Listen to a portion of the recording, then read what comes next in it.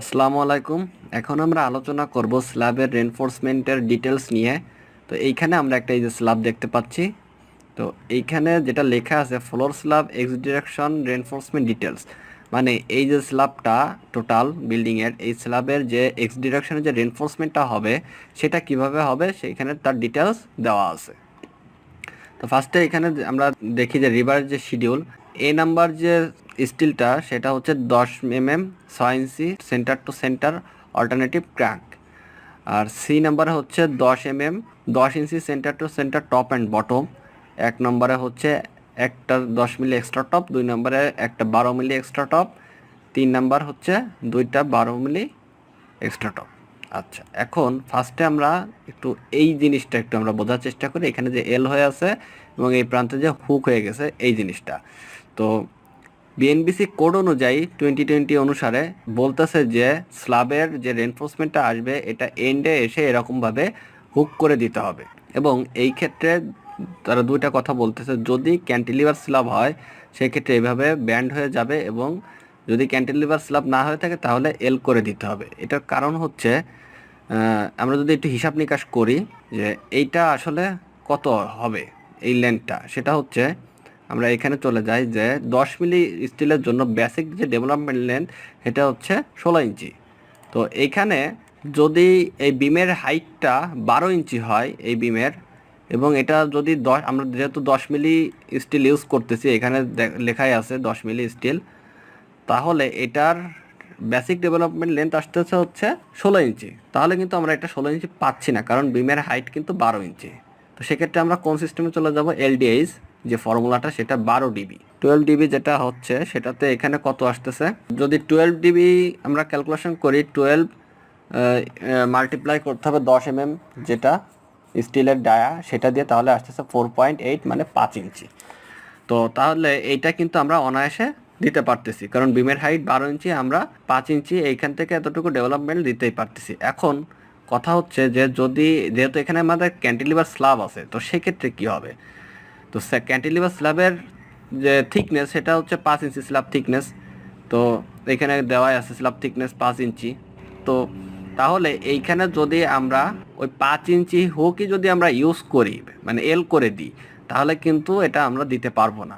স্ল্যাবের থিকনেসই আছে 5 ইঞ্চি, তার এইটার উপরে আছে ক্লিয়ার কভার, এটার নিচে আছে ক্লিয়ার কভার, তাই সব কিছু মিলাই এটা কি করতে হয়, এটা তখন ব্যান্ড করে দিতে হয়। এবং ব্যান্ড করে দিয়ে এইটার এইখান থেকে এই পর্যন্ত এর ডিস্টেন্সটা কত হবে, সেটা হচ্ছে এই যে এখানে বলেছে 4 ডিবি এবং 2.5 ইঞ্চির বেশি হতে হবে। মানে 4 ডিবি যদি 2.5 ইঞ্চি থেকে কম হয় তাহলে মিনিমাম 2.5 ইঞ্চি দিতে হবে।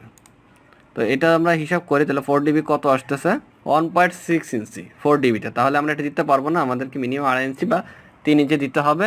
আর এইখান থেকে এই পর্যন্ত যে হাইটটা আছে এইটা দিতে হবে 2 ইঞ্চি। তাহলে আমাদের এই হুকটা কিন্তু হয়ে গেল সুন্দরভাবে। এখন আসি যে এটাতে তার রেনফোর্সমেন্টটা কীভাবে কি প্রোভাইড করতে হবে। তো এই ডিরেকশনে যেটা আমরা দিব, ফার্স্টে আমাদের এইখানে স্ট্রেট বার আছে। স্ট্রেট বার এইখানে যেটা আছে এটা তো কোনো মাপ নাই, সরাসরি এখানে আমাদের হিসাব করতে হবে যে এইখানে স্প্যান কতটুকু আছে। এখানে 6 ইঞ্চি ক্যান্টিলিভার আছে, তারপরে এই পর্যন্ত একটা বিম আছে, বিমের উইথ 10 ইঞ্চি। এইখান থেকে এই পর্যন্ত ডিস্টেন্স কত, এবং এইখান থেকে এই পর্যন্ত প্রত্যেকটা স্প্যানের ডিস্টেন্স কত, সেটা হিসাব করে আমাদেরকে এইখানে স্ট্রেট বার কতটুকু লাগবে সেটা আমরা পেয়ে যাচ্ছি। আর এখানে কিন্তু 60 ফিট সরাসরি কিন্তু দেওয়াই আছে এখানে, সেই হিসাবে আমরা দিতে পারতেছি। এখন ব্যাপার আছে ক্র্যাঙ্ক বারের ক্ষেত্রে কি হবে। ক্র্যাঙ্ক বারের ক্ষেত্রে কিন্তু এখানে আমাদের এই যে ডাইমেনশন দিয়ে দেওয়া আছে, এটা কিন্তু একজন ইঞ্জিনিয়ারের, স্ট্রাকচারাল ইঞ্জিনিয়ার, ডিজাইন ইঞ্জিনিয়ার যাই বলি না কেন, তার অবশ্যই দিয়ে দেওয়া উচিত যে এইখান থেকে এই পর্যন্ত তার ডিস্টেন্সটা কত হচ্ছে। এইখান থেকে এটা তো আমরা জানি যে 10 ইঞ্চি তার ওয়েট, এবং এখানে আর একটা এই যে 6 ইঞ্চি বাড়তি আছে, তাহলে এইখান থেকে এতটুকু কতটুকু আসতেছে এটা আমরা হিসাব করে বের করতে পারতেছি। আর যেহেতু এটা বিমের ভিতর ঢুকে যাচ্ছে এল হয়ে, তো সেক্ষেত্রে এটা তার এখানে একটা ক্লিয়ার কভার আছে, বিমের স্টিল আছে, সেটা মাইনাস করে তাদের ভিতরে এই দুইটার বিটুইনে আমাদের 1 ইঞ্চি একটা গ্যাপ রাখতে হবে। সেই হিসাবে এটা অ্যাডজাস্ট করে দিলে হচ্ছে, তাতে প্রবলেম নাই। কিন্তু এইখান থেকে এইটার ডিস্টেন্স কত এটা দিয়ে দেওয়া আছে অলরেডি, এবং এটা ইঞ্জিনিয়ার দিয়ে দেওয়া উচিত। 3 ফিট 4 ইঞ্চি এই ক্র্যাঙ্ক থেকে এই পর্যন্ত স্ট্রেট আসতেছে আবার কত, 6 ফিট 8 ইঞ্চি। এইখান থেকে আবার এই পর্যন্ত আসতেছে 3 ফিট 4 ইঞ্চি, বিমের উইথ 10 ইঞ্চি, আবার এখান থেকে এই পর্যন্ত 3 ফিট 100 ইঞ্চি। এভাবে প্রত্যেকটা মাপ কিন্তু দেওয়া আছে এবং সেই হিসাবেই একজন সাইট ইঞ্জিনিয়ারের কিন্তু রডগুলো কাটতে হবে, এইখানে যে ডাইমেনশনগুলো দেওয়া থাকে সেই হিসাবেই। আর এইখানে যে জিনিসটা ক্যান্টিলিভারে যে 3 ফিট 6 ইঞ্চি ক্যান্টিলিভার স্ল্যাব, এইখান থেকে এই পর্যন্ত দেওয়াই আছে এর ডাইমেনশনটা। তো এই ক্ষেত্রে এইখানে যেহেতু একটা ক্লিয়ার কভার আছে 2 ইঞ্চি বা 1.5 ইঞ্চি যেটাই রাখি না কেন, ক্লিয়ার কভারের পরে এখান থেকে এতটুকু কতটুকু থাকতেছে এটা এইখান থেকে মাইনাস করে দিলে হয়ে যাচ্ছে। আর এখানে যে মার্কগুলো আছে সেটা কি কি মার্ক দেওয়া আছে, এই যে আর এক্সট্রা টপের কথা যেটা সেটা কিন্তু বলা হয়নি।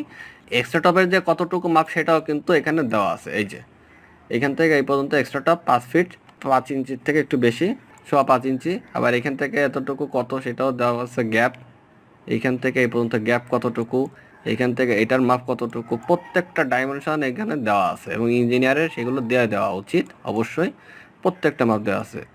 এই মাপ হিসাবেই সাইড ইঞ্জিনিয়ারের স্টিলগুলো কাটতে হবে। আর এক্সট্রা টপের যে ইয়াটা দেওয়া আছে এখানে, এই যে 3 নাম্বার, মানে 3 নাম্বারে কত, 2টা 12 মিলি এক্সট্রা টপ, এখানে 2টা 12 মিলি এক্সট্রা টপ, এটা এই যে যেটা ক্র্যাঙ্ক বার এবং স্টেট, এতে কিন্তু 10 মিলি 6 ইঞ্চি সেন্টার টু সেন্টার, মানে একটা স্টেট অল্টারনেটিভ একটা ক্র্যাঙ্ক 6 ইঞ্চি পর পর। আচ্ছা, আর হচ্ছে এইটাও 2 নাম্বার মার্ক করে দেওয়া আছে। 2 নাম্বারে কি একটা 12 মিলি এক্সট্রা টপ, মানে এটা হচ্ছে একটা 12 মিলি এক্সট্রা টপ। আর এখানে কিছু ইনফরমেশন দেওয়া আছে, মিক্সড রেশিও কত দিতে হবে, এফআই কত, রেশিও অফ স্যান্ডের যে রেশিও, ওয়াটার সিম রেশিও, ক্লিয়ার করা, সব কিছু এভরিথিং দেওয়া আছে। এখন এটা হচ্ছে এক্স ডিরেকশন আর এটা হচ্ছে ওয়াই ডিরেকশন। ওয়াই ডিরেকশনও সেমভাবেই সব কিছু দেওয়া আছে। এইভাবে বুঝে এখানে যে ডাইমেনশন দেওয়া আছে সেইভাবেই কিন্তু একটা সাইট ইঞ্জিনিয়ারের স্টিলটা কেটে এইভাবে প্রোভাইড করতে হবে। এই যে ক্যান্টিলিভার যে স্ল্যাবটা আছে এখানে, এই যে স্টিলটা এখানে হবে এই লম্বলম্বিভাবে, এটা কিন্তু খুব একটা গুরুত্বপূর্ণ না। এখানে এইভাবে যে রডটা আসতেছে মানে এইটাই হচ্ছে মেন, এইভাবে খুব একটা এটা ইফেক্টিভ না। তো সেক্ষেত্রে এইখানে দেওয়া আছে সিতে কি বলতেছে, 10 milli at 10 inch centre to centre top and bottom, এটা টপ এবং বটমে 10 মিলি সেন্টার টু সেন্টার বসাতে হবে। তো এই ছিল হচ্ছে স্ল্যাবের রেনফোর্সমেন্ট নিয়ে আলোচনা।